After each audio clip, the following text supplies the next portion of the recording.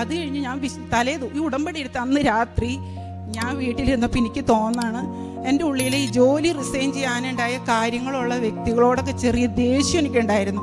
എന്നിട്ട് ഞാനൊരു പേപ്പർ എടുത്തിട്ട് എൻ്റെ ജീവിതത്തിൽ എനിക്ക് മറക്കാൻ പറ്റാത്ത വെറുപ്പ് തന്നവരോടെ പേരൊക്കെ അങ്ങ് എഴുതി വെച്ചിട്ട് വിശുദ്ധ കുർബാനയിൽ പോയിട്ട് ഞാൻ പിറ്റേ ദിവസം തുടങ്ങി മുടങ്ങാതെ കുർബാനയ്ക്ക് പോയി.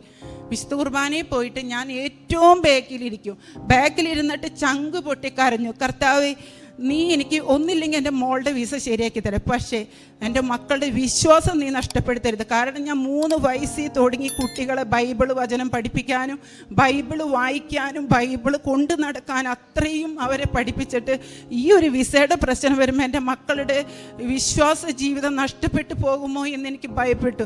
എനിക്ക് ഭയങ്കര ടെൻഷനായി. അപ്പം ഞാൻ അതിനു വേണ്ടിയിട്ട് കൂടുതൽ പ്രാർത്ഥിക്കാൻ എൻ്റെ സങ്കടം മുഴുവൻ ഇവർ ദൈവത്തിൽ നിന്ന് അകന്നു പോവോ എന്നായിരുന്നു. പക്ഷെ ഞാൻ ഒരു ദിവസം കേൾക്കണ്, ജിസ്മരിയ എൻ്റെ മോള് 50 കൃപാസന സാക്ഷ്യം കേൾക്കാമെന്ന് അവൾ നേർന്നിട്ടുണ്ടെന്ന് അവൾ തന്നെ അവളുടെ വായിൽ നിന്ന് എന്നോട് പറയണം.